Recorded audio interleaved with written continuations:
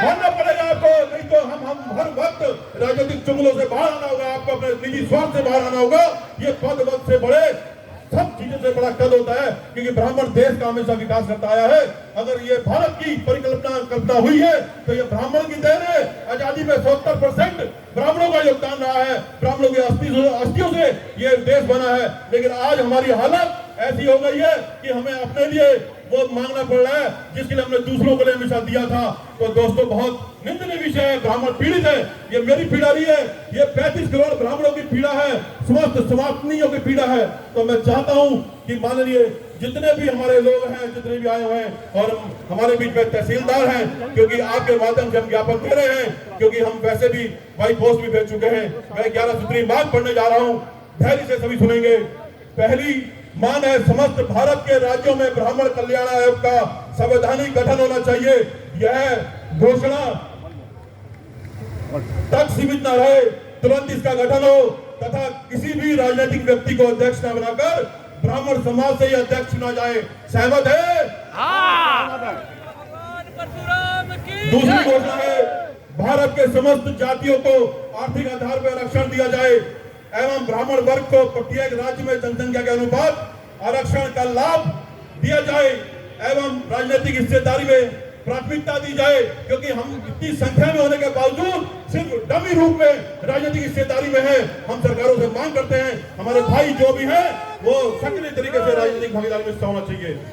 तीसरी मांग है, वर्ष 1990 में जम्मू कश्मीर में ब्राह्मणों के हुए नरसंहार एवं अवैध न्यायिक जांच हेतु आयोग का गठन किया जाए एवं कश्मीरी ब्राह्मणों को पुनर्वास के लिए पूर्व पैतृक संपत्ति कश्मीर पर स्थापन किया जाए।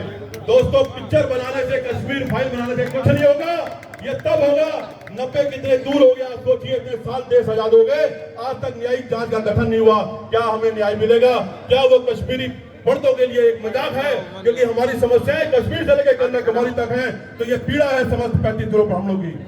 अगली मांग है, भारतवर्ष के कई राज्यों में मंदिरों में गैर ब्राह्मणों पुजारी को नियुक्त किया जा रहा है। इस पर तत्काल रोक लगाकर केवल ब्राह्मण पुजारी को ही नियुक्त किया जाए एवं देश के प्रत्येक राज्य में भूमिहीन एवं आर्थिक रूप से कमजोर ब्राह्मणों को भूमि आवंटन एवं रोजगार दिया जाए, क्योंकि ब्राह्मण सिर्फ पूजा पाठ के लिए जाने जाते थे, आज आपसे वो भी हक छीन दिया गया है। तो आप समझ सकते हैं आपके पास क्या बचा है। अगली मांग, ब्राह्मण वर्ग के छात्र छात्राओं के लिए शासन द्वारा जिला एवं तहसील स्तर पर छात्रावास की व्यवस्था की जाए, जिसका नाम भगवान परशुराम छात्रावास रखा जाए। सरकारी आवेदनों में निःशुल्क की पात्रता दी जाए, क्योंकि आप समझ सकते हैं, हमारा जो सनातनी ब्राह्मण भाई है 5000 रुपए का फॉर्म ले रहा है और दूसरा समाज 500 रुपए का ले रहा है। तो आप सोचिए, हमारे पास कुछ नहीं, हमारे आने वाली पीढ़ी के पास फिर एग्जाम देने के लिए पैसे नहीं है। कहां से हमारा विकास होगा? कहां से हमारे बच्चे का उत्थान होगा? छठा है, देश के प्रत्येक राज्य में मंदिरों के पुजारियों पुरोहित को मासिक भत्ता सम्मान निधि दी जाए एवं समाज के आर्थिक रूप से कमजोर छात्र छात्राओं को शिक्षा हेतु सरकार आर्थिक मदद करे, क्योंकि जब सभी धर्मों को, मौलवियों को, सबको मासिक भत्ता मिल सकता है तो हमें, हमारे समाज को क्यों नहीं मिल सकता? अगली, सभी शांत हो जाए। 7वीं मांग है, 8 लाख से नीचे आय वाले ब्राह्मण निर्धन ब्राह्मणों को आयुष्मान योजना का लाभ दिया जाए। 8वां, ब्राह्मण भगवान परशुराम जन्मोत्सव पर राष्ट्रीय अवकाश घोषित किया जाए। यदि ऐसा नहीं होता है तो राष्ट्रीय अवकाशों को छोड़कर सारे अवकाश निरस्त किए जाएं। इतनी संख्या में होने के बाद भी हमें एक छोटी सी मांग है, अवकाश के लिए ज्ञापन देना पड़ रहा है। तो आप समझ लीजिए, आप सिर्फ वोट बैंक के लिए इस्तेमाल हो रहे हैं, इसके ज्यादा आपके पास कुछ नहीं है। जितने भी हमारे भाई राजनीतिक दलों से जुड़े हुए वो कृपया आवाज उठाए, क्योंकि हम बार बार वोट बैंक के लिए इस्तेमाल नहीं होंगे। अगली मांग है, मंदिरों से हुई धर्मोत्सव की आमदनी को संपूर्ण राशि मंदिरों में जोड़दार गुरुकुल, गौशाला तथा हिंदू धर्म के लोक कल्याणकारी योजनाओं के संचालन हेतु शासकीय अनुदान के रूप में प्रदान की जाए, क्योंकि सभी को मिल रही है, वो हमें मिलनी चाहिए। और जो महत्वपूर्ण एक और मांग है, जिससे ये पूरा सनातनी पीड़ित है, कई हजार युवा जेलों में बंद है निर्दोष। हम चाहते हैं एससी एक्ट,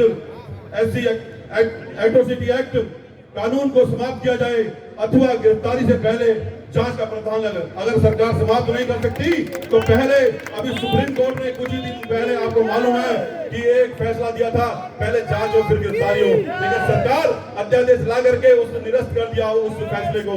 तो हम चाहते हैं उस पर, क्योंकि कई युवा, क्योंकि आप किसी को बिना जांच के जेल में बंद कर देंगे, उसका पूरा परिवार, एक आदमी जेल में नहीं जाता, उसका पूरा खानदान परिवार पूरा खत्म हो जाता है। तो हम चाहते हैं पहले जांच, अगर दोषी है तो जेल हो, हम उसका पक्ष नहीं ले रहे हैं, अगर निर्दोष है तो उसको जेल ना हो। अभी ये एक एग्जाम्पल हमारे बीच में दुबे जी जो आए हुए चेयरमैन सिद्धार्थगंज से, आप सोचिए राजनीतिक कितनी षड्यंत्र होते हैं, उनके ऊपर एसटी एक्ट लगा दिया गया, और जो इतनी सभी जानते हैं कि वो ब्राह्मण जैसे कभी उन्होंने समाज के लिए बुरा नहीं करा। तो ये गलत जो कानून है, काला कानून है, ये उसकी देन है, हमारा जो ब्राह्मण भाई पीड़ित हो रहे हैं। अगली अंतिम जो मांग है हमारी, जिसको सरकार लेकर के हमेशा, जिसपे आज की डेट में राम मंदिर को लेकर के सत्ता में आई है, हम उनसे आह्वान करते हैं, अच्छी बात है, हमारे लिए सारे भगवान आराध्य हैं। अयोध्या में बन रहे श्री राम मंदिर एवं ब्रिज घाट गढ़मुक्तेश्वर उत्तर प्रदेश हरिद्वार भारत के समस्त तीर्थ स्थलों में भगवान परशुराम की प्रतिमा स्थापित की जाए,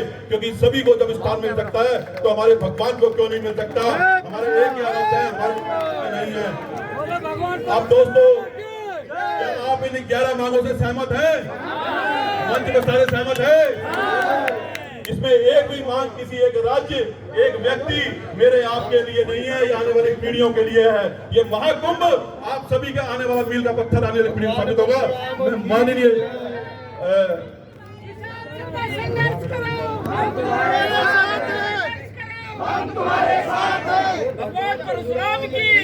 दोस्तों शांत होइए, क्योंकि एक मिनट शांत हो जाए, हमें नारे से ऊपर उठ करके बहुत कुछ करना है।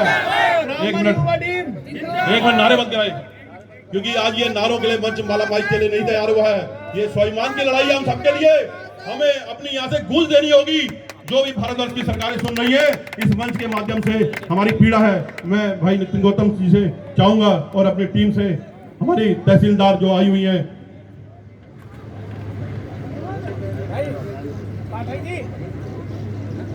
बोलिए भगवान परशुराम की जय।